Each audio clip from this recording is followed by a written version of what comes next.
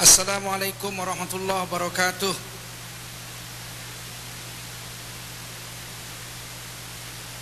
Hamdan wa syukran lillah, wassalatan wassalaman ala rasulillah wa ala alihi wa sahbihi wa mawalah.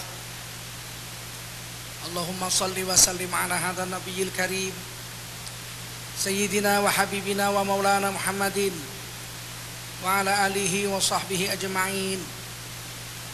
Amma ba'du, qala Allah Ta'ala fi kitabihil karim, a'udzu billahi minasy syaithanir rajim. Bismillahirrahmanirrahim. Tabarakalladzi nazzalal furqana 'ala 'abdihi liyakuna lil 'alamina nadhira. Alladzi lahu mulkus samawati wal ardi wa lam yattakhidh waladan wa lam yakul lahu syarikun fil mulki wa khalaqa kulla syai'in faqaddarahu taqdira.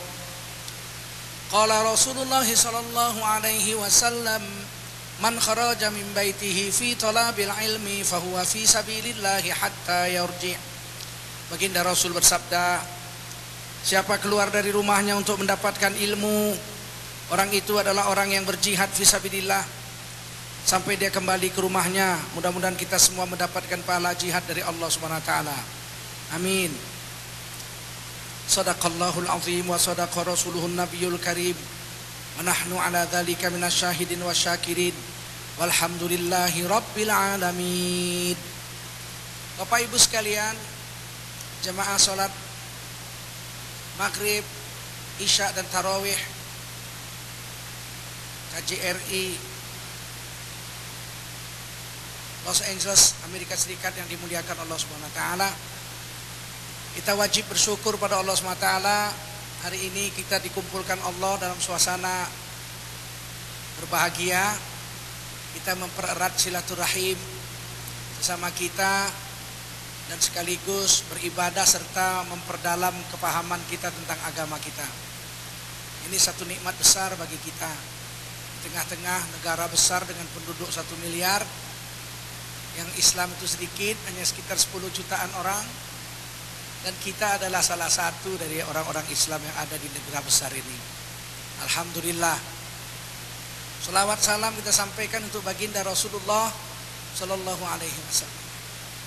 Hari ini kita nuzul Quran ya. Kita akan bicara juga tentang Quran dan tentang Islam kita ini. Bapak Ibu sekalian, Al-Quran berpesan kepada kita bahwa kita adalah umat yang satu. Dan kita setiap sholat berikrar.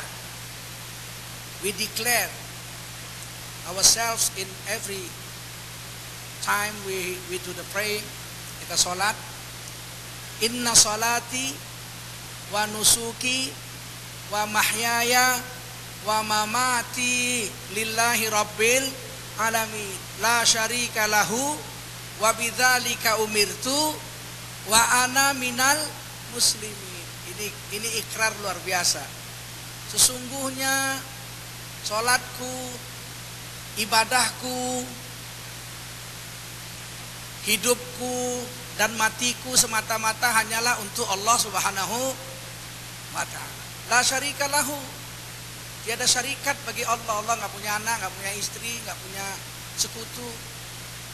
La ilaha illallah, satu-satunya sembahan hanya Allah. La syarika lahu.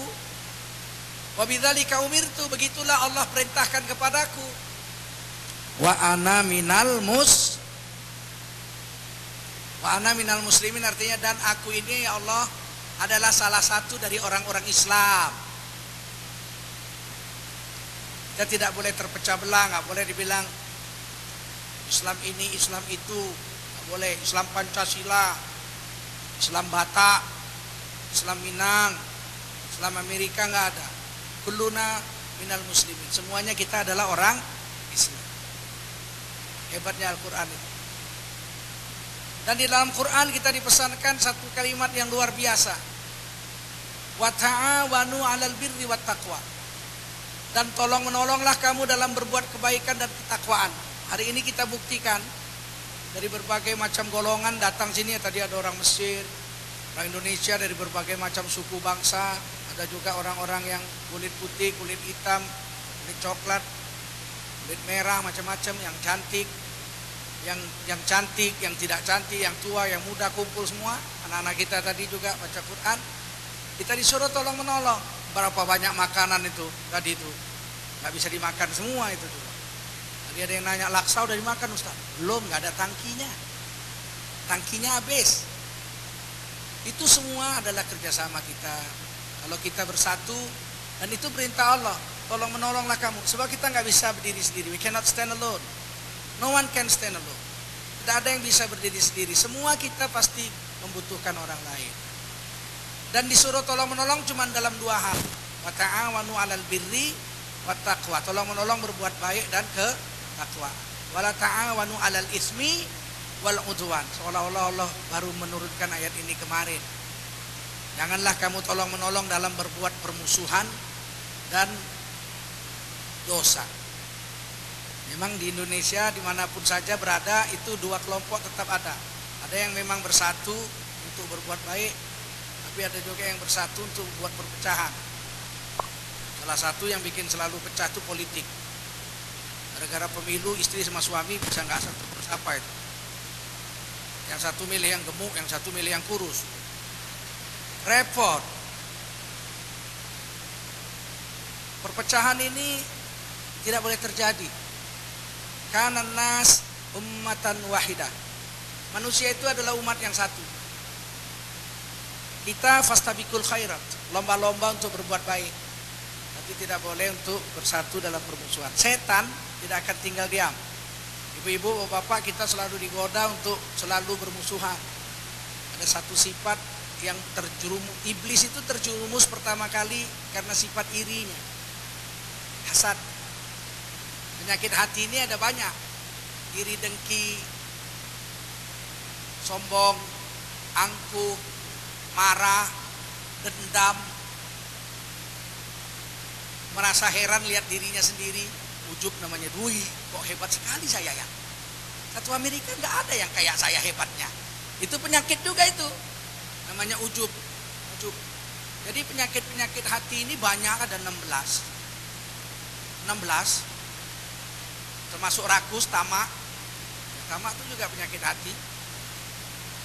Tamak itu kalau binatang yang tamak itu monyet. Monyet itu kalau ada makanan dia ambil tangan kanan, kurang ambil tangan kiri. Kurang lagi kaki kanannya ngambil.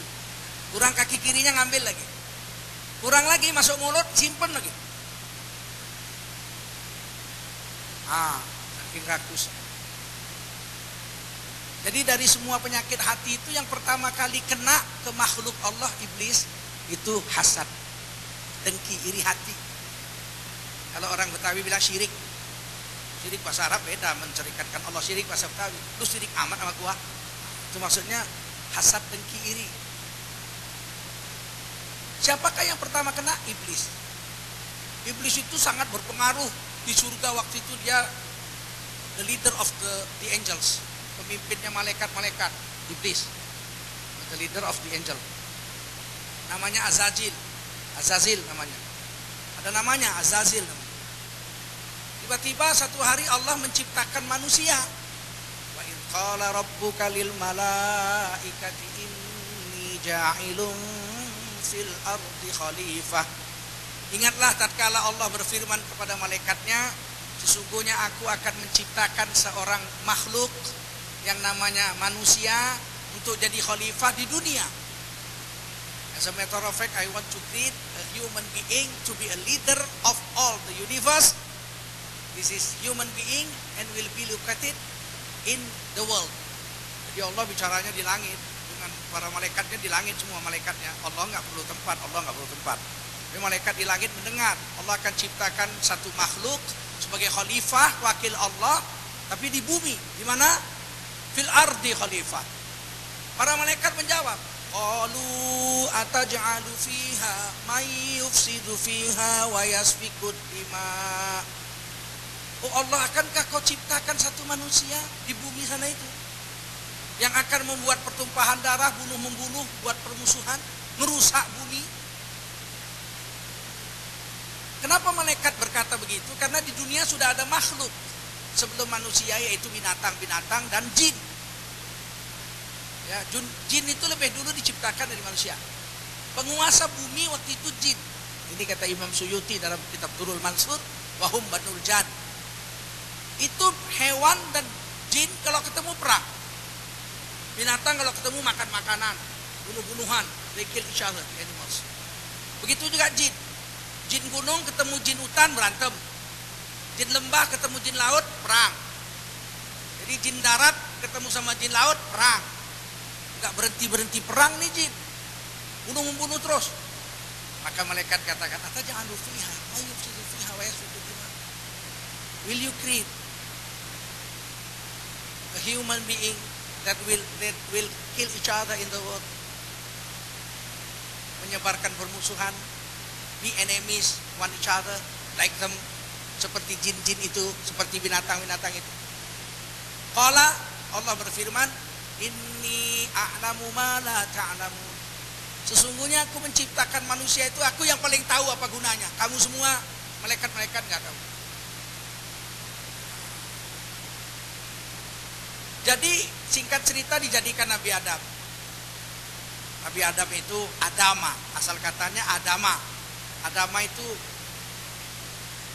ini kalau perempuan-perempuan pergi ke pasar beli toge, kasih toge sekilo, tukang togenya ngambil toge gini. Itu apa namanya itu? Raup. Comot. Raup. Adama itu arti katanya Adama comot. Jadi malaikat diperintahkan, malaikat Jibril. Allah bilang sama malaikat Jibril, Jibril, kau datang ke bumi, comot tanah untuk bahan bakunya Nabi Adam.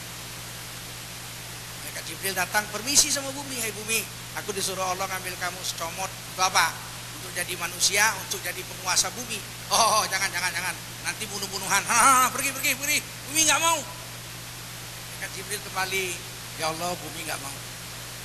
Mikail disuruh. Mikail datang, permisi sama bumi. Oh bumi, saya mau ambil secomot. Untuk apa? Bahan baku manusia. Dia bakal tinggal sini dan mengelola kamu. Nggak usah, nanti bikin rusak aja dah. Saya nggak mau. Balik lagi malaikat Mikail. Apa mana tanahnya kata Allah kan?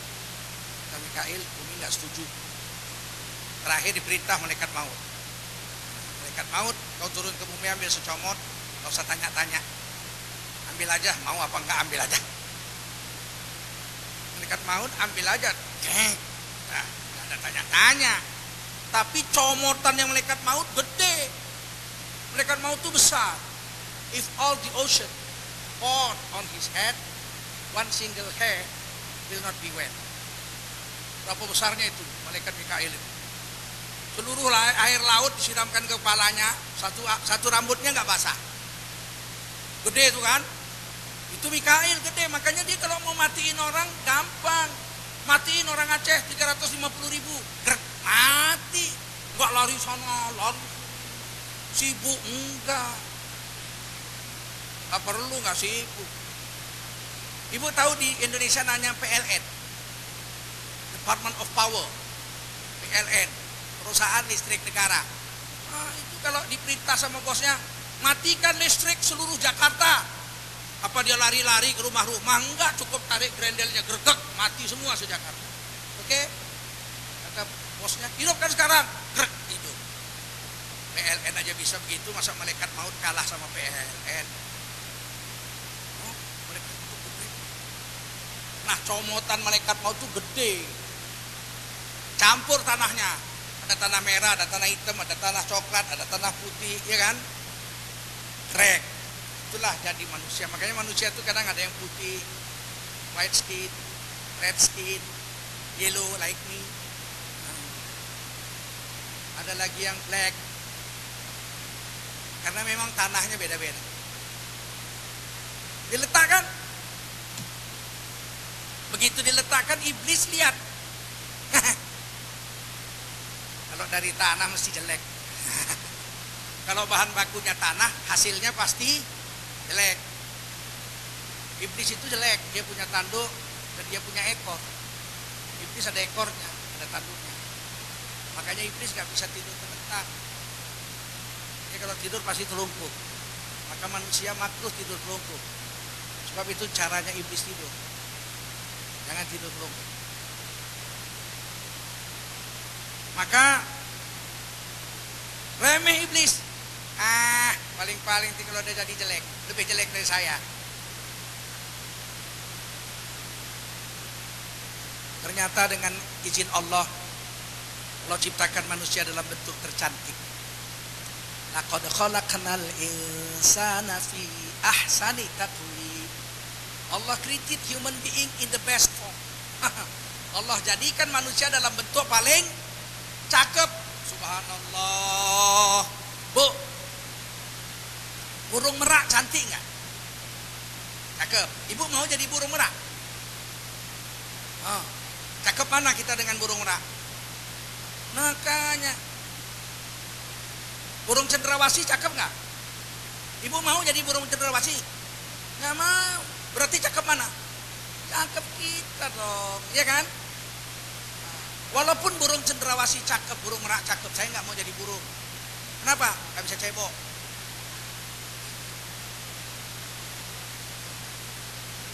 Karena kita the best form. Kita dalam bentuk ahsan, yang paling cantik. Hanya satu manusia di Indonesia yang mau jadi burung, Rintu Harahap.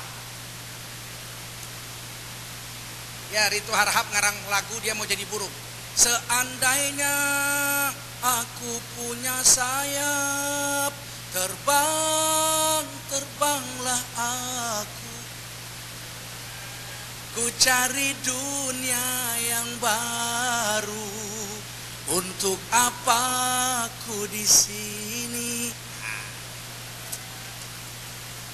Jadi burung. Kalau saya nggak mau.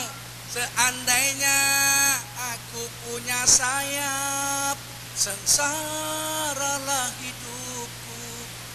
Bagaimana aku mau cebok?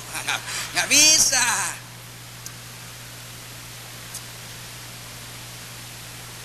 Begitu Nabi Adam jadi rupanya, laqad khalaqnal insana fi ahsani taqwim, dalam bentuk paling cantik. Langsung timbul penyakit iri dengki di hati iblis. Cek. Langsung hilang senyumnya. Kenapa makhluk baru ini lebih cantik dari saya? Padahal saya bos di sini. Timbul rasa iri. Jadi biasanya iri dengki itu karena merasa kalah saingan. Kalau ada ibu-ibu di sini berantem, itu pasti saingan. Enggak saingan cantik, saingan kaya. Kalau enggak saingan kaya, saingan pengaruh. Iya kan? Kalau yang jelek, bodoh, miskin, enggak mau bersaing, tuh tahu diri.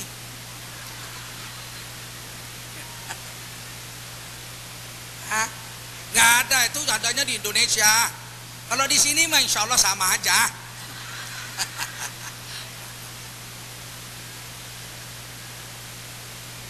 Padahal apalah mau dipersaingkan di dunia ini? Apa mau dipersaingkan di dunia ini? Karena orang Melayu bilang, nenek moyang kita sudah pesan, arang habis besi binasa. Kalau orang bersaing, dua-duanya hancur. Dua-duanya hancur untuk apalah? Udahlah sedikit berantem pula. Udah minoritas berantem pula. Kasihan deh lu.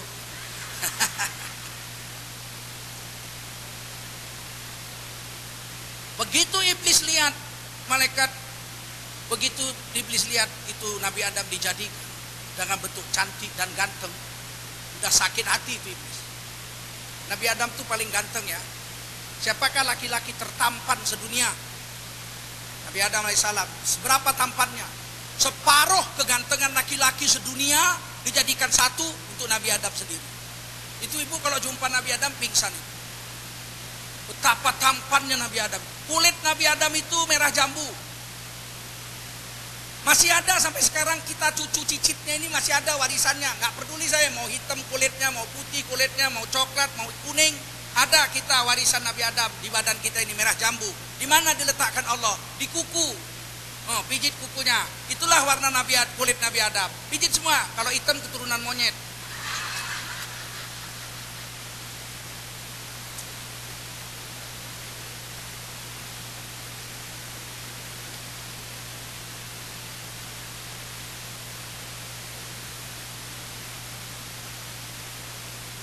Semua warnanya merah jambu. Itu apa? Itu warna kulit asli Nabi Adam. Betapa tampannya Nabi Adam. Dadanya 60 hasta. Badannya itu 60 hasta. Dadanya. Ibu kalau 10 dimakan Nabi Adam belum kenyang Nabi Adam. Bayangkan begitu tampannya Nabi Adam. Ya Allah. Langsung ciut itu nyali iblis. Tinggal ilmu. Hah. Walaupun Nabi Adam ganteng pasti lebih pandai saya, karena saya bos di situ. Saya orang lama kok, orang baru datang-datang mau ngalah-ngalahin saya. Nah, itu penyakit. Biasanya gitu. Saya kan lebih lama dari dia di Los Angeles. Kok berani-berani menyaingi saya? Itu penyakit iblis itu.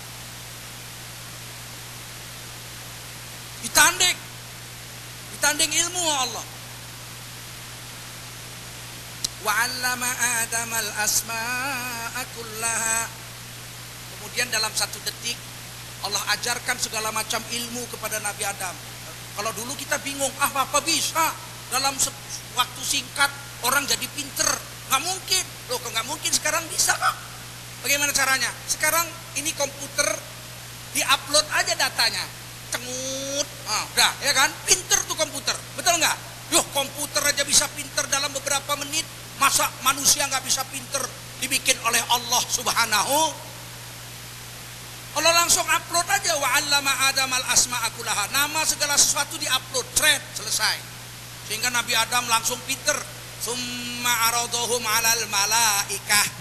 Nah, setelah selesai upload, ditanding sama malaikat. Ambiuni bi asma'iha ulai in kuntum shadiqin. Malaikat, iblis, semuanya, kalau kamu merasa lebih pandai dari Nabi Adam yang kucipta ini, coba tanding. Beritahu nama ini semua. Ini namanya apa? Ini namanya apa? Ini namanya apa? Ini namanya apa? Ternyata malaikat nyerah. Qalu subhanaka la ilma lana illa ma 'allamtana. Maha suci Engkau ya Allah, kami enggak tahu kecuali yang telah Engkau uploadkan kepada kami saja. Apa yang kamu ajarkan kepada kami ya Allah kami tahu, yang lain kami enggak tahu. Innaka antal alimul hakim. Engkau yang maha tahu ya Allah, Engkau yang maha bijaksana. Siapa yang bakal jadi pemimpin, jadi khalifah, siapa yang ilmunya lebih banyak, Allah yang tahu. Malaikat nyerah. Allah katakan sama Nabi Adam, ambiluni bi asma'i. Kasih tahu semua. Ya, qala ya Adam, beritahu semua ini. Ambihum bi asma'ihim. Beritahu ini pasir, ini racun, ini buah, ini semua. Kalah malaikat. Terus kata Allah apa? Fasjudu li Adam. Malaikat semua sujud. Hormat sama Nabi Adam. Respect. Give respect to Adam alaihissalam. Fasajadu. Semua malaikat sujud. Illa iblis. Nih muncul. Kecuali iblis menolak untuk menghormat. Kenapa? Aba wastakbar. Muncul penyakit baru. Awalnya iri hati. Masih ada harapan, merasa hebat ilmunya. Ketika ilmunya kalah lagi, udah gantengnya kalah, ilmunya kalah lagi, timbul penyakit baru, congkak dan sombong. Congkak itu angkuh, merasa dirinya lebih hebat. Sombong menolak kebenaran, menolak kenyataan bahwa orang lain ada yang lebih hebat. Menolak kenyataan orang lain ada yang lebih hebat dari dia, itu namanya sombong. Batorul haq, menolak kebenaran, menolak realitas, itu sombong. Aba, congkak, merasa dirinya yang hebat, orang lain ditutup matanya, semua nggak ada yang hebat kecuali saya. Menipu diri sendiri. Makana minal kafirin. Jadilah iblis makhluk yang kafir kepada Allah. Allah berfirman lagi kepada kita dalam satu Quran, ayat Quran. Fi qulubihim marad. Fazadahumullahu marada. Di dalam hati mereka ada penyakit. Kalau penyakit hati itu nggak dibuang, nggak dikikis, nggak kita buang sendiri, maka akan muncul penyakit baru, penyakit baru, penyakit baru, penyakit baru. Gara-gara iri bisa stroke. Gara-gara iri hati bisa, iri hati penyakit. Dia iri sama tetangganya. Tiba-tiba tetangganya beli LED baru. Dia nggak bisa tidur sampai jam 3 pagi. Suaminya nanya, kamu kenapa sih Neng nggak tidur-tidur? Tahu Mas, tetangga sebelah si Siti beli televisi baru. Loh, kawannya beli televisi dia nggak bisa tidur. Kasihan, orang begini kan harus dikasihani. Kasihan, jangan marah sama orang begini, ini orang sakit. Bulan depan si Siti beli mobil baru pula. Tambah sakit. Tambah nggak bisa tidur 2 minggu. Kata suaminya, kamu kenapa sih udah minum pil tidur udah 2 minggu nggak tidur-tidur? Apa Mas nggak tahu si Siti itu Mas sekarang Mas kalau lewat rumah kita klakson Mas, nunjukin mobil baru. Ya Allah, orang beli mobil baru dia nggak bisa tidur. Ya Allah, bulan depan si Siti beli lagi barang. Tengok yang dibeli yang lebih mahal lagi, tukar mobil Porsche. Langsung dia nggak bisa tidur sebulan, mencong mulutnya. Bawa ke dokter, stroke. What happened to you? I cannot sleep for 1 month, dokter. Nggak bisa tidur sebulan. Why? Because Siti buy a new car. Kan goblok. Goblok. Untuk apa kita? Untuk apa kita menyiksa diri gara-gara orang? Innalillahi wa inna ilaihi. Tapi percayalah, kalau iblis saja kena, kita pasti banyak yang kena. Adalah inna akramakum indallahi atqakum. Yang paling mulia di sisi Allah yang paling takwa. Biarlah orang sedunia menghina kita, nggak apa-apa, asal Allah memuliakan kita. Betul. Bilal bin Rabah itu jelek, Bu. Bilal bin Rabah muazin Rasul itu jelek, hitam, legam, kepalanya keriting, rambutnya kayak kismis, bibirnya tebel. Kalau dia senyum sama anak-anak, anak-anak lari ketakutan. Nggak ada kebanggaan, baju aja nggak punya. Bilal bin Rabah, baju nggak punya, dikasih Rasul baju. Masya Allah, kerjanya azan, apa yang hebat. Tapi hatinya dan amalnya, hatinya, takwanya tembus ke langit. Satu hari Nabi bangun subuh, habis sholat subuh Nabi nanya, Bilal, ya labbaik ya Rasulullah, ada apa ya Rasul? Apa sih amalanmu? Apa amal? Tadi malam saya bermimpi masuk surga, saya lihat sendalmu ada di surga. Orangnya masih di dunia, sendalnya udah di kita. Apa kita buat? Biarpun jelek, tapi masuk surga. Cantik kalau masuk neraka. Remuk Mas, remuk.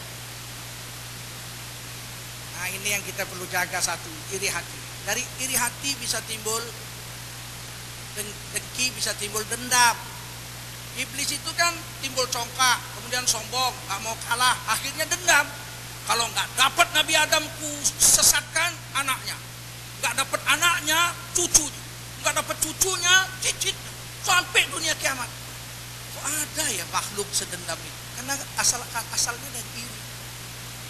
Kita begitu juga, iri kalah. Kalau nggak dapat nanti dia anaknya akan kuhajar. Anaknya nggak dapat, cucunya nggak bisa kukalahkan, suaminya kurebut. Jahatnya lah. Inilah penyakit iri. Fi qulubihim marad fazadahum. Dalam hatinya ada penyakit. Kalau tidak dibuang akan muncul penyakit-penyakit baru yang menyebabkan dirinya sendiri tersiksa.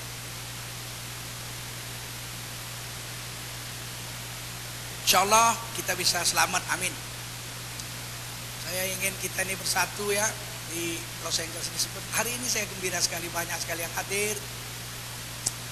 Kalau ada kesalahan-kesalahan bagus kita ngomong langsung aja. Begitu. Mas, sini dulu. Mbak, sini dulu. Apa? Ada satu yang gak enak saya sama Mbak. Ada apa? Ya kita ngomong berdua, kita selesaikan. Iya. Saya kalau lihat hidung Mbak tuh kok gak seneng ya? Terus terang aja, emang ada salah apa sama hidung saya? Ya kalau mbak kalau lihat orang hidungnya normal, kalau lihat saya hidungnya gini. Lebih bagus langsung aja. Kita selesaikan. Enggak, saya tetap begitu aja kalau lihat orang.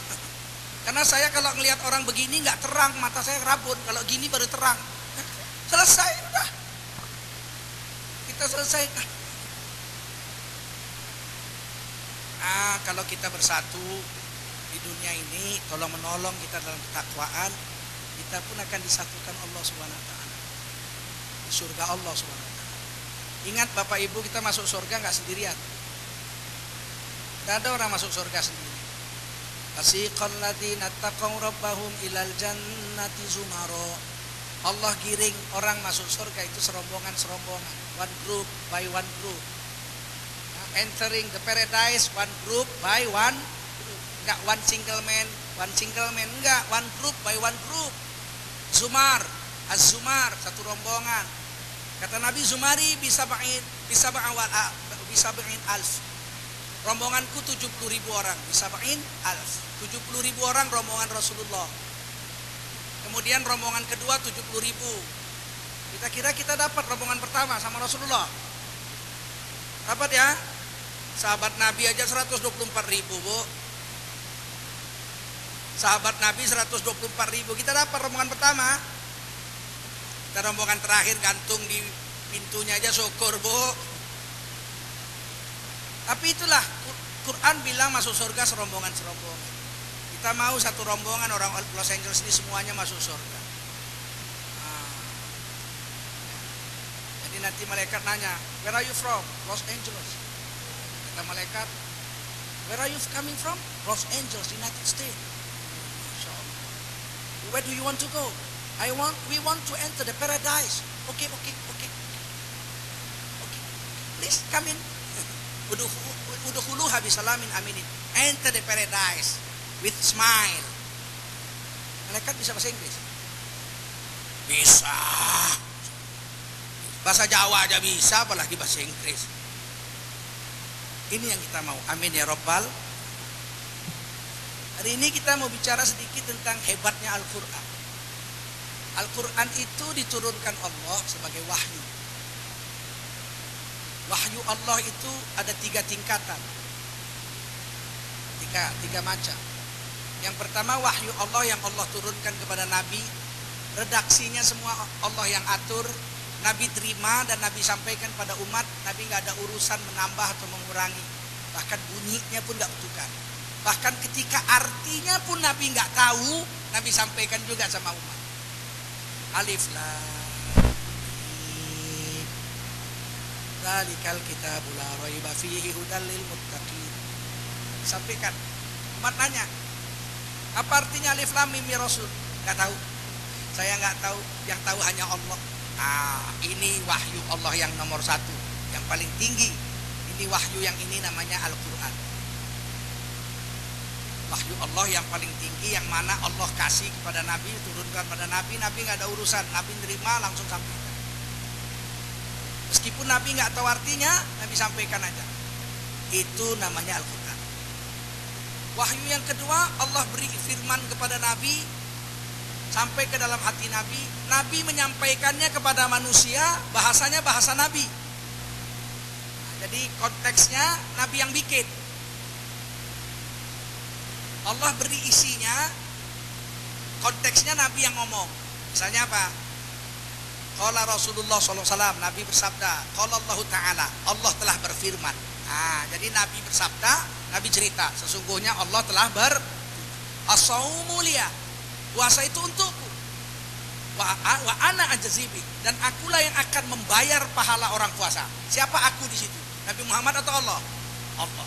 Nabi dapat wahyu, inti isinya ada di dalam dada Nabi, kemudian Nabi menyampaikannya kepada manusia, bahasanya bahasa Nabi. Itu namanya wahyu Allah. Yang kedua, para ulama menyebutnya hadis qudsi. Apa? Hadis qudsi itu Allah berfirman, Nabi menyampaikannya kepada manusia dengan bahasa Nabi. Kalau Al-Quran, Allah berfirman, Nabi menyampaikannya dengan bahasa Allah. Artinya Allah yang atur semua bahasanya. Yang ketiga, Allah berfirman pada Nabi, memberi ilham kepada Nabi, kemudian Nabi mengaturnya pakai bahasa Nabi, atau Nabi ingin mengatakan sesuatu, mengatur umat ini dengan pemikiran Nabi, Allah memantaunya. Kalau betul Allah biarkan, kalau salah Allah tegur. Ini namanya hadis nabawi. Hadis nabawi itu firman Allah sebetulnya itu. Bukan Nabi ngarang-ngarang itu. Semua yang Nabi omongkan itu diatur oleh Allah. Itu ditulis dalam surah An-Najm. Wa ma yantiqu 'anil hawa in huwa illa wahyu yuha. Tidaklah Nabi Muhammad itu bicara dengan hawa nafsunya, tapi yang dibicarakan oleh Nabi semuanya diatur oleh wahyu. In huwa illa wahyu yuha. Itu yang dibilang Nabi itu wahyu yang diwahyukan kepada Nabi Muhammad SAW. Sehingga kalau Nabi salah gerak, Allah tegur. Untuk satu hari Nabi sedang dakwah orang paling sombong di Mekah, namanya Walid bin Mughirah. Ini orang paling kaya, bajunya aja sutra. Dan dia kalau mau pergi, dia mandi minyak wangi, sabun mandi, minyak wangi. Dan sebelum pergi dia bakar kayu cendana. Bajunya dimandikan dengan kayu cendana. Sehingga kalau dia jalan 4 meter aja orang udah kecium harumnya. Begitulah Walid bin Mughirah itu. Jubahnya dari sutra. Orang paling kaya dan paling pintar di kota Mekah. Paling berpengaruh. Datang jumpa Nabi lagi, Nabi dakwah. Lagi enak-enak ngomong orang sombong ini tentang agama Islam, dia mau tahu tentang Islam. Tiba-tiba muazin Nabi. Muazin Nabi 2. Satu Bilal bin Rabah, satu lagi Abdullah bin Umi Maktum. Buta ini. Abdullah bin Umi Maktum ini buta. Hidup sendiri, gak punya istri. Datang ketemu Nabi, datang ke rumah Nabi. Namanya muazin kan suaranya keras. Assalamualaikum. Assalamualaikum ya Rasulullah. Gitu ya, keras. Dan dia orang miskin, mandinya seminggu sekali. Air nggak ada di Mekah. Waktu itu mandi seminggu sekali, Jumat saja orang baru mandi. Datang seperti koboi lah. Koboi kan tahun 1600-an jarang mandi juga. Jenggo itu tengok bajunya 4 jam main film gak tukar-tukar bajunya itu. Jet Li waktu main film kungfu bajunya gak tukar-tukar dari mulai habis sampai filmnya habis. Kung Fei Hung gak tukar-tukar baju. Jadi jalan begitu datang orang buta ini Abdullah bin Umi Maktum radhiyallahu anhu. Nabi lihat, Nabi buang muka. Dalam hati Nabi, kenapa datang sekarang? Ini ada orang sombong nih, pasti terganggu, bau kan? Yang jarang mandi, ini orang kaya, wanginya bukan main. Ini datang orang bau, ini pasti tersinggung ini orang ini. Aduh, jangan datang sekarang maunya gitu. Jadi Nabi buang muka, agak kesel gitu. Turun wahyu. Perbuatan Nabi buang muka itu turun wahyu. Abasa wa tawalla anja'ahul a'ma wa ma yudrika la'allahu yazakka. Masam wajahnya Rasulullah ketika datang orang buta kepadanya. Ketika Nabi berpaling buang muka. Padahal orang buta itu datang untuk mendapatkan pelajaran agama dengan sungguh-sungguh. Antara yang kaya ini, yang orang kaya, orang hebat ini cuma mau main-main aja, disambut dengan bagus. Yang buta buang muka. Kalla, jangan begitu. Innaha tadhkirah, ini peringatan. Liman syaa dzakara, bagi orang yang mau mendengar peringatan. Nabi langsung bangun, dipeluk itu Abdullah bin Maktum. Marhaba, selamat datang, masya Allah. Didudukkan sama dengan orang yang kaya ini, langsung pulang.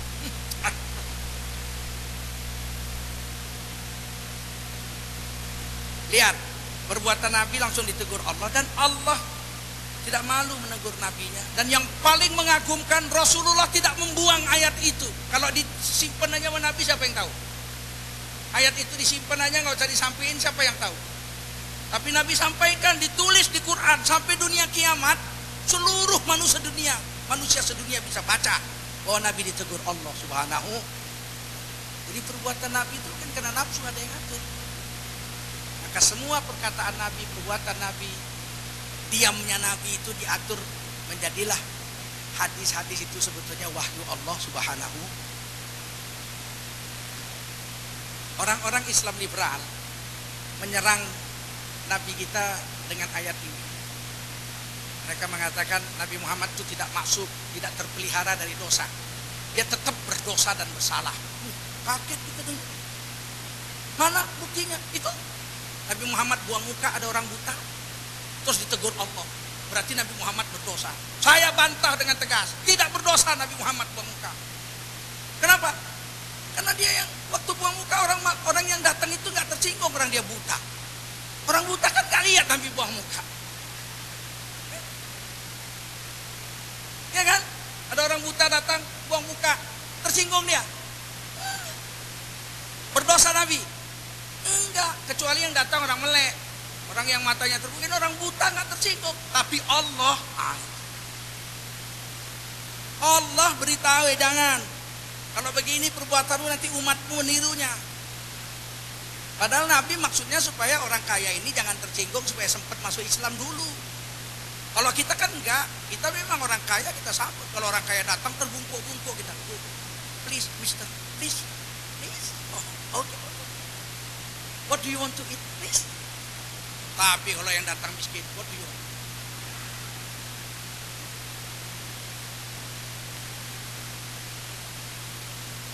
Kalah, jangan begitu. Don't be like that. Innaha tadhkirah liman syaa'a dzakara. Ini peringatan, warning. This is a warning for the one who want to follow the rule of Allah SWT. Jadi kita harus hati-hati. Di Quran luar biasa, Nabi kita luar biasa. Jadi singkatnya wahyu Allah itu ada 3. Yang pertama namanya Quran, yang kedua hadis qudsi, yang ketiga hadis nabawi, hadis Nabi. Tiga-tiganya ini sebetulnya perintah Allah. Bukan Nabi yang ngarang-ngarang. Paham? Nabi sholat. Sholatnya 5 waktu. Zuhur, asar, maghrib, isya, subuh. Maunya Nabi itu? Enggak, itu maunya Allah. Memang yang buat Nabi, tapi itu maunya Allah. Inna sholata kanat 'alal mu'minina kitaban mauquta. Sholat itu waktunya ditetapkan oleh Allah untuk orang beriman. Nabi Muhammad hari pertama berimam dengan malaikat Jibril, hari kedua berimam dengan malaikat Jibril, hari ketiga baru Nabi jadi imam. Untuk menentukan waktunya, hari pertama di awal waktu, hari kedua di akhir waktu. Itu hadisnya hadis Tirmidzi dengan Abu Dawud, menunjukkan waktu sholat itu. Jadi harus tahu kita ini. Nah, apa bedanya wahyu yang 3 itu? Kalau Al-Quran kita baca, we read the Holy Book, the Holy Quran, tahu atau tidak tahu artinya kita berpahala. Kalau kita baca Quran ini, tahu atau tidak tahu artinya kita dapat pahala. Have a reward from Allah SWT. Even you know the meaning or not. If you read the Holy Quran, even you know the meaning or not, Allah will give you reward. Berapa rewardnya? Kata Nabi, man qara'a harfan min kitabillah fahuwa bihil hasanah wal hasanatu bi asyri amsalihha. Ini hadis Tirmidzi, hasan sahih. Siapa baca Quran 1 huruf, dia dapat 1 kebaikan, 1 hasanah, dan 1 hasanah dibayar 10 pahala. 1 hasanah dibayar 10, 1 huruf dibayar 10 pahala. Dan Nabi sambung, la aqulu alif lam mim harfun walakin alif harfun walam harfun wa mim harfun. Aku tidak berkata, kata Nabi, alif lam mim itu 1 huruf, tapi alif 1 huruf, lam 1 huruf, mim 1 huruf. Maka Nabi bersabda, siapa baca alif lam mim dapat pahala 3. Ini penting, Bu, sebab sekarang ada aliran baru yang merusak kita. Apa kata aliran baru itu? Entah udah sampai ke Los Angeles atau belum. Kalau Indonesia sudah, ibu-ibu, bapak-bapak, untuk apa baca Quran kalau nggak tahu artinya tidak pahala? Ini dari mana dia ngaji?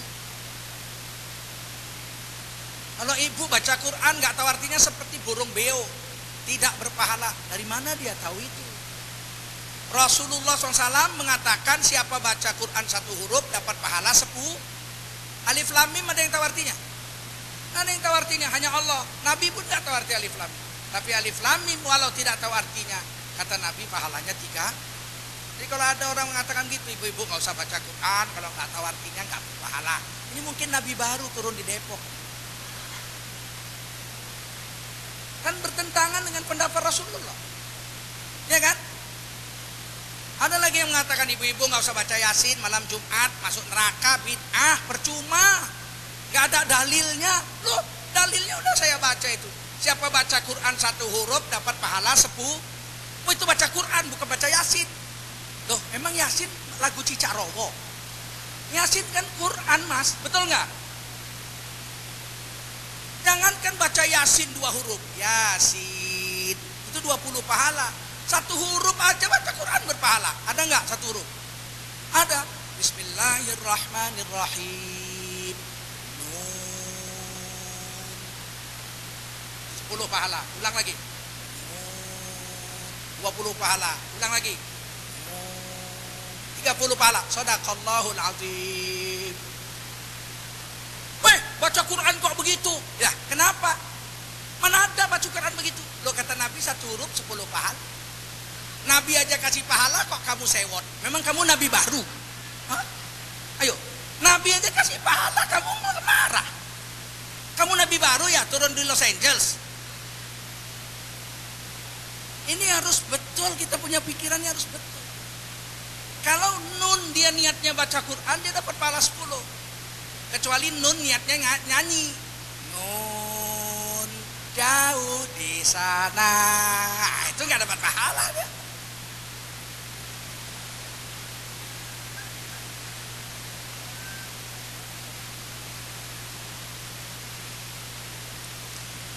Saya kadang-kadang prihatin ini kan, saya keliling-keliling dakwah kan, ke kampung-kampung ya, dari Aceh sampai Papua. Benua sudah 55 alhamdulillah nih. Dulu saya baru Australia, Eropa, Asia, Afrika. Hari ini saya sudah pindah Amerika. Jadi saya sudah 5 benua. Udah bolehlah mati. I have gone to many countries, dan saya lihat di banyak negara itu kan aneh-aneh. Terutama di Indonesia, ada di rak buku gitu Quran, saya ambil, pas Yasinnya di staples, pas Yasin ini surah Yasin di staples, nggak bisa dibuka. Saya bilang, what happened tuh, bisa ada apa ini, kenapa diginiin?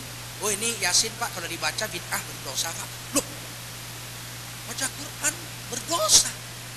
Kalau memang baca Yasin berdosa, bikin orang masuk neraka, digunting aja, cetakan baru jangan ada Yasinnya. Jadi Quran nggak 114 surat lagi, 113. Loh, where is Yasin? Yasin makes you go to hell. So, we dismiss Yasin from Quran. Itu aja sekalian udah. Masa ada orang baca Yasin masuk neraka? Ada. Ya bacanya boleh Pak, tapi kenapa harus malam Jumat?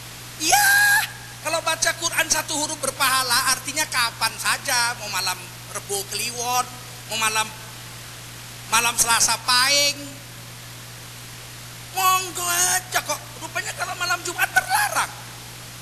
Enggak kan? Terus orang bilang, kenapa harus Yasin saja? Loh, gorisoku iki kok.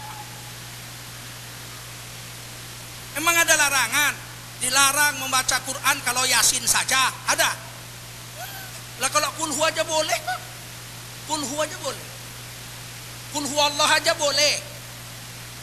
Kok 3 kali? Kabar Nabi itu sepanjang malam. Kalau orang Jawa bilang semalam suntuk. Anna rajul, ini hadis Bukhari ya, hadis Sahih Bukhari. Anna rajulan sami'a rajulan yaqra'u qul huwallahu ahad yuraddiduha. Abu Musa al-Asy'ari, seorang ahli Quran, hafiz 30 juz zaman Rasul. Duduk di masjid Nabi, bawa sepupunya. Abu Musa al-Asy'ari mendengarkan sepupunya itu membaca Quran Qul huwallahu ahad, diwirid-wiridkan dari habis isya sampai subuh. Yurad di duha, diwirid-wiridkan. Jadi wirid itu bahasa Arab, artinya diulang-ulang. Datang orang di Indonesia kan, Bapak wirid? Ya, wirid itu bahasa Inggris Pak, artinya kami baca. Kapan Nabi pergi ke Los Angeles? Astagfirullahaladzim. Udah bodoh ditunjukkannya lagi bodohnya sama orang. Wirid itu bahasa Arab. Yurad itu artinya diulang. Wiritan itu artinya ngulang-ulang bacaan yang sama. Itu aja, itu namanya wirid. Paham? Katanya wirid bahasa Inggris, bukan. Jadi sahabatnya ini Abu Musa al-Asy'ari mendengar sepupunya itu dari habis sholat isya baca kulhu diulang-ulang sampai subuh. Bismillahirrahmanirrahim. Qul huwallahu ahadun illahus samad lam yalid wa lam yulad wa lam yakul lahu kufuwan ahad. Bismillahirrahmanirrahim. Qul huwallahu ahadun illahus samad lam yalid wa lam yulad wa lam yakul lahu kufuwan ahad. Bismillah. Orang yang hafal Quran 30 juz dengar orang baca kulhu sepanjang malam jengkel enggak? Jengkel nggak? Pasti jengkel. Dia bilang apa? Iki wong apa kok kulhu tok? Kulhu tok. Itu bahasa Jawanya begitu kan? Bahasa Arabnya anna rajulan sami'a rajulan yaqra'u qul huwallahu ahad yurad gitu kan. Ini Abu Musa al-Asy'ari wa innahu yataqallu. Dia nganggap remeh sama bacaan kawannya ini. Kok kulhu aja diulang-ulang nih kayak nggak ada yang lain, anggap remeh. Falamma asbaha, datang hari waktunya sholat subuh, Nabi jadi imam, selesai sholat subuh, ja'a ila Nabi SAW. Abu Musa al-Asy'ari jengkel, didatangi Rasulullah. Fadzakara dzalika lahu, diadukan perbuatan sahabatnya itu, diaduin. Ya Rasulullah, sepupu saya tadi malam mau baca Quran, bagus kata Rasulullah. Wah, tapi kulhuta dari habis isya sampai subuh, kulhuta. Anggap remeh, wa innahu yataqalluha, dia anggap remeh dengan kulhu saudaranya itu. Kenapa dia ngadu sama Nabi? Pertama, Nabi nggak pernah nyuruh umatnya baca Quran kul huwallah diulang-ulang, nggak pernah suruh. Kedua, Nabi nggak pernah nunjuin, nggak pernah mencontohkan baca kulhu diulang-ulang sampai subuh. Tapi sahabat ini buat, langsung diadu. Apa kata Nabi? Faqala Rasulullah SAW, Nabi menjawab, walladzi nafsi biyadi, demi Allah yang menguasai nyawaku, Nabi bersumpah, innaha lata'ilu thulutsal Quran, satu kulhu yang dibaca saudaramu tadi malam pahalanya sepertiga Al-Quran. Sepanjang malam berapa? Kalau 1000 kali berarti 333 kali khatam Quran pahalanya. Langsung diam Abu Musa al-Asy'ari. Ini soal wirid baca Quran. Kalau kulhu aja begitu hebat, apalagi Yasin 83 ayat. Bisa paham? Kalau orang Jepang bilang isoku iki.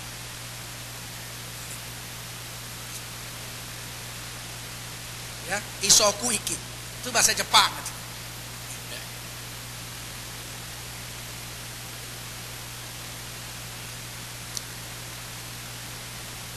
Ini Quran, Bu. Kalau hadis kursi dan hadis Nabi, kalau ibu baca nggak ngerti artinya, ibu nggak berpahala. Tapi kalau Quran ibu baca, bapak baca biar nggak ngerti artinya karena ini wahyu Allah yang paling tinggi, yaitu Al-Quranul, orang Inggris menyebutnya the Holy Books, kitab suci ini. Oleh karena itu jangan anggap remeh. Mari kita belajar Quran, baca insya Allah. Ada satu hadis Nabi yang paling berbahagia kita mendengarnya.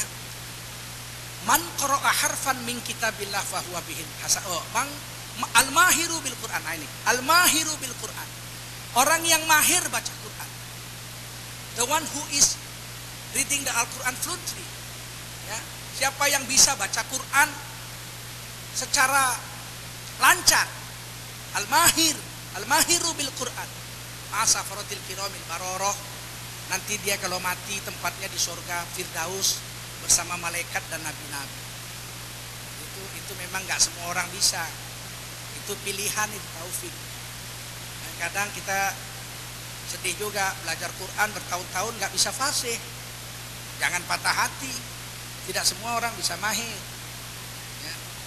Kalau kita udah belajar Quran nggak juga pandai-pandai, jangan putus asa, sebab Nabi menyambung hadis itu. Walladzi yaqra'ul Qur'an wa yatata'ta. Mirip bahasa Jawa itu ya. Wa yatata'ta. Ta. Gitu. Siapa baca Quran nyangkut-nyangkut, natap rono natap rene, tak gitu. Wa huwa alaihi syaq, lidahnya berat. untuk mengikuti tulisan yang fasih itu. Lahu ajroni, orang ini tetap dapat pahala dua. Satu pahala jihad, mendapatkan surga. Satu pahala lagi setiap huruf dapat pahala 10. Walaupun dia bacanya susah. Tapi ada gurunya di depan, dia baca. Ayo baca. Ya Pak. Bismillahirrahmanirrahim. Baca.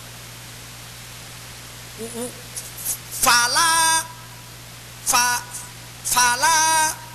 Ya kata gurunya fala. Fala.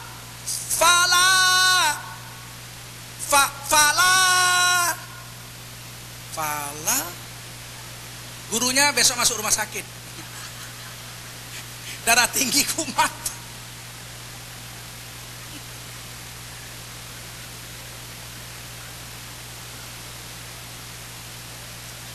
Gurunya nggak sabar masuk rumah sakit, darah tingginya kumat. Tapi Allah, Rasul janji orang ini dapat pahala dua. Satu pahala baca Quran, satu pahala jihad menuntut Allah nggak marah kita sampai mati nggak pandai baca Quran. Nggak apa-apa, ya kan? Gurunya harus sabar, makanya jadi guru itu Pak, pahalanya nggak tanggung-tanggung. Guru itu udah mati pun dia dapat pahala dari murid-muridnya terus-terusan. Karena guru itu memang menderita. Dan guru itu harus mencontohkan kalau Quran nggak bisa pakai instruksi. We cannot teach our students in reading the Holy Quran only by instruction. We must give them example. Kalau dia bilang pala, salah. Pala, iya salah. Pala, pa-nya itu ada anginnya. Kalau pa bahasa Arab ada anginnya. Oh ya, pa, lah. Nggak bisa, harus dikasih tahu.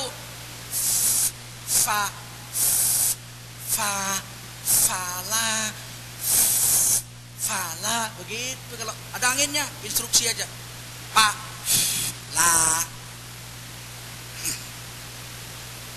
Jadi belajar baca Quran itu jihad, insya Allah ya. Dan membaca Al-Quran harus dari huruf Arab, from Arabic writing. Never or don't ever read the Holy Quran from any other writing style. Jangan pernah membaca Quran dari tulisan selain Arab. You will ruin the Quran. You will break down the Quran. Quran bahasa Arab. Inna anzalnahu Qur'anan Arabiyya la'allakum ta'qilun. Sesungguhnya Quran kami turunkan dalam bahasa Arab agar kamu mengerti. Ngerti dong. You understand lah. Kenapa? Ini Quran. This is Arabic. You understand lah. You just have to read it from Quran, from Arabic lah. Itu Inggris, Malaysia. Kenapa kalau dari huruf selain Arab? Hancur Al-Quran itu.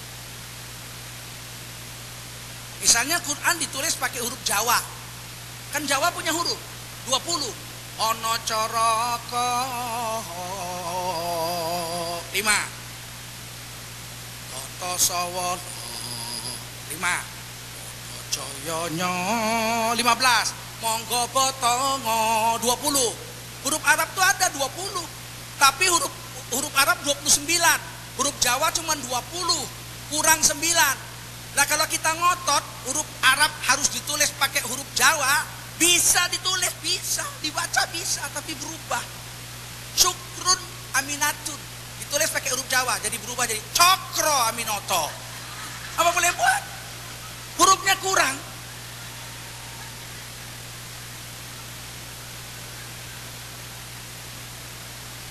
Nggak ada huruf sh, bahasa Jawa nggak ada sh, nggak ada. Kiromun ditulis pakai huruf Jawa, jadi kromo, ya kan? Apa boleh buat? Karena kurang, maka nggak boleh.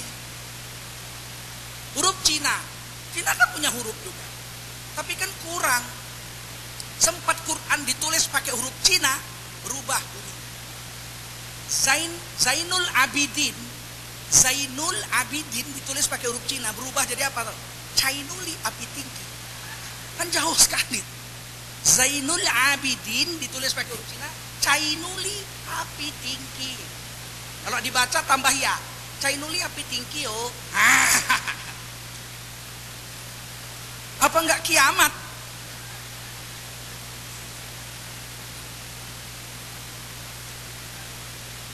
Sempat Al-Quran ditulis pakai huruf Cina, yang baca orang Cina, lagunya berubah jadi lagu Cina.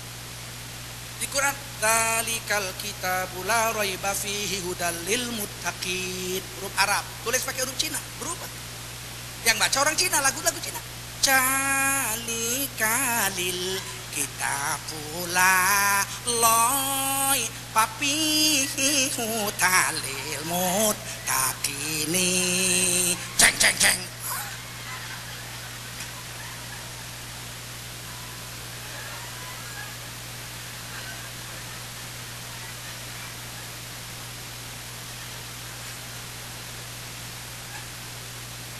Itulah makanya Allah katakan inna anzalnahu Qur'anan Arabiyya la'allakum ta'qilun. Ini Quran ditulis bahasa Arab, diturunkan bahasa Arab, ngerti dong. Pakailah kaedah-kaedah Arab. Bukan kita mengagungkan orang Arab. Orang Arab pun kadang-kadang baca Quran gak fasih. Lebih fasih orang Indonesia. Juara MTQ tingkat dunia musabaqah tilawatul Quran orang Indonesia. Dari Tegal, dari Indramayu, ya kan? Kurang Awak, dari Padang. Pernah dari Padang tuh, namanya Raffles. Bayangkan Raffles juara 1 baca Quran. Dia namanya Raffles, Haji Raffles, juara 1 MTQ di Kuala Lumpur, tingkat dunia. Kurang Awak tuh nama aneh-aneh kok Raffles, Yohanes, kurang Awak suatunya. Tidak apa, kenapa? Karena memang bahasa Quran ini belum tentu orang Arab fasih. Tentu. Makanya Nabi janji al-mahiru bil Quran ma'asafaratil kiramil bararah. Orang yang mahir baca Quran tempatnya di surga Firdaus bersama para malaikat. Enggak mesti dibilang orang Arab, siapa saja. Enggak mahir pun dapat pahala 2. Insyaallah ya. Kalau ditulis huruf Quran dipakai huruf Indonesia, hilang tajwidnya. Dan huruf Indonesia kan kurang. Huruf Indonesia itu kurang, enggak ada shin, sh, enggak ada, ya kan? Sa nggak ada, salasa. Kalau ditulis pakai Indonesia jadi tesala, salasa, tesa. Mana ada Quran tesala. Tapi nulisnya ya kalau sa apa macam mana nulis Indonesia? Sa, tesa. Kan repot. Ya si tulis pakai Indonesia. Macam-macam itu, ada yang ya a si ada yang ya a si i, tulisannya aneh-aneh. Saya baca satu ya a si i en. Maka harus huruf Indonesia, nggak boleh, harus huruf A. Kalaupun terpaksa karena baru belajar, kalau terpaksa saja, tidak seumur hidup terus baca. Nanti hilang tajwidnya. Ditulis inna a'tainakal kautsar, tulis huruf Indonesia, hilang tajwidnya. Bacanya sasukanya, Indonesia kan nggak tahu tajwid. Inna atoy kal kausar, sarnya dipanjangkan. Inna atoy nakal kausar. Inna atoy nakal kausar. Seenaknya sendiri hancur lah Quran. Kenapa gitu? Karena huruf Latin tidak mengenal tajwid. Kalau sempat huruf Latin dibaca bertajwid, geger seluruh Indonesia. Sempat upacara bendera 17 Agustus, baca Pancasila pakai tajwid. Pancasila.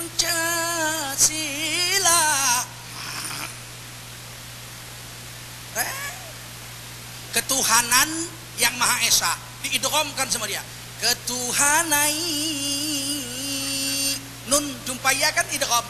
Ketuhanai yang ditangkap, dibawa grogol, disetrum otaknya.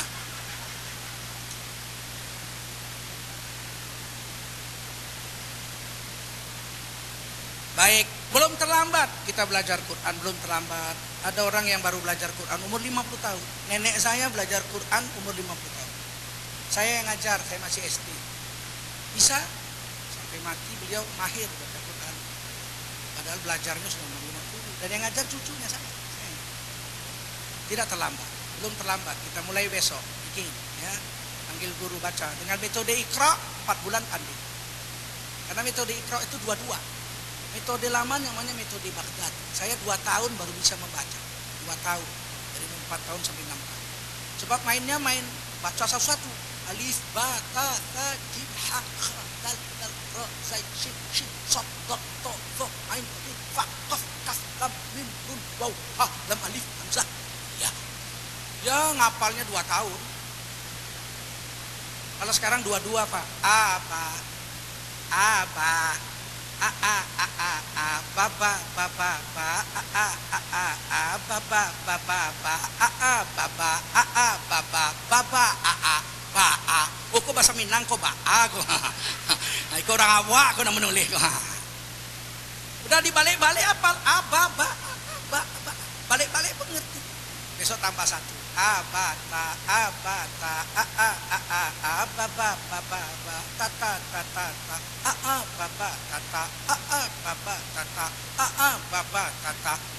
tata, bata.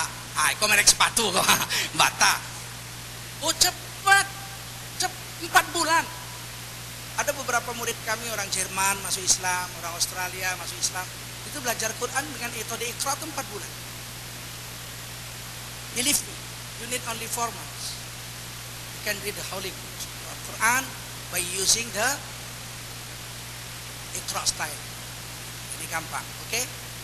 Terakhir saya mau kabarkan banyak sekali sains di dalam Al-Quran ini yang diceritakan Allah kepada kita 1400 tahun yang lalu, 1400 years ago, and just can be understood by the people now. Baru bisa dimengerti oleh orang secara sains sekarang. Salah satu misalnya surah Al-Furqan, surah Furqan, surah Al-Anbiya. Surah Al-Anbiya saya ambil satu ayat 30. Awalam yarol ladzina kafaru annas samawati wal ard kanata ratqa. Belumkah orang-orang yang mengingkari Allah mengetahui bahwa dulunya langit dan bumi itu adalah satu kejadian, satu bentuk yang besar yang bersatu. One unity. Belumkah Anda yang mengingkari Allah tahu bahwa langit dan bumi dulu adalah satu? Fafataknahuma, dalam waktu 1 detik kami pisahkan antara langit dan bumi. Fa itu dalam waktu singkat, summa dalam waktu lama. Fafataknahuma. Ini luar biasa ya. Dulunya bumi ini diciptakan dari asap. Mastawa ilas sama iwahiyah dukhon. Kami jadikan langit, waktu itu langit itu gas, asap. Gas itu berputar miliaran tahun menjadi benda yang sangat besar sekali, very big. Tiba-tiba benda itu meledak dalam 1 detik. Fafataknahuma. Jadilah alam semesta ini. Teori itu sudah ditulis di Quran surah Al-Anbiya ayat 30, 1435 tahun yang lalu. Manusia baru tahu sekarang. Stephen Hawking said that all the universe is one unity, and then there is a big bang exploding, meledak, satu ledakan dahsyat, jadilah alam semesta ini, bintang-bintang, matahari dan lain-lain ini dalam satu ledakan. Stephen Hawking believed it, and the theory is called Big Bang, teori ledakan dahsyat, dan kita sekarang percaya. Hebat sekali Stephen Hawking. Sudah ditulis Quran 1400 tahun yang lalu. It is written in the Holy Quran in Surah Al-Anbiya verses 30, bahwa dulu dunia ini langit dan bumi satu kemudian meledak. Yang kedua, waja'alna minal ma', dan kami jadikan dari air kulla syai'in hayy, sesuatu yang hidup itu berasal dari air. 1400 tahun yang lalu Quran sudah bilang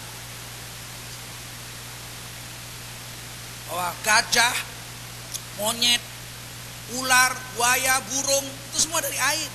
Minal ma', from water.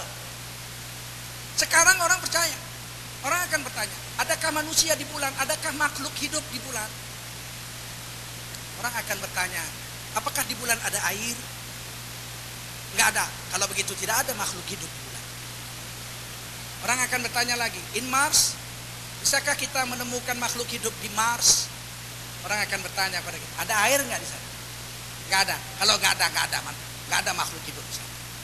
Quran sudah tidak. Kalau kita tanya, di Jupiter ada makhluk hidup atau enggak? Tanya aja, di sana ada air enggak? Enggak ada. Enggak ada makhluk hidup. Di Saturnus, Saturn, di dalam Saturnus ada makhluk hidup enggak? Kemungkinan, kan masih dilihat. Kemungkinan dilihat ada satu bulan daripada Saturnus itu yang mengandung air. Enggak tahu apa air atau asam sulfat, belum tahu. Tapi kira-kira ada air di sana. Kalau ada air juga jawabnya sama. Kalau kira-kira kemungkinan ada air di sana, jawabnya sama. Kemungkinan juga ada makhluk hidup di sana. Ternyata sudah kita datangi, ternyata nggak ada air. Kalau begitu tidak ada makhluk hidup di sana. Karena seluruh makhluk hidup diciptakan dari air, kecuali manusia. Khuliqal insan min alaq, dijadikan manusia dari tanah atau dari alaqah. Kalau kita dari alaqah, dari sperma. Kalau sesuatu yang lengket. Kalau Nabi Adam khuliqal insan min solsol, diciptakan daripada tanah. Mudah-mudahan ada manfaatnya pengajian malam ini. Mari kita mulai dengan sholat isya. Nanti diskusi setelah selesai sholat tarawih. Subhanallah bihamdihi subhanakallahumma bihamdika asyhadu an la ilaha illa anta astaghfiruka wa atubu ilaik. Subhana rabbika rabbil izzati amma yasifun. Salamun alal mursalin walhamdulillahi rabbil alamin. Assalamualaikum warahmatullahi wabarakatuh. Waalaikumsalam warahmatullahi wabarakatuh.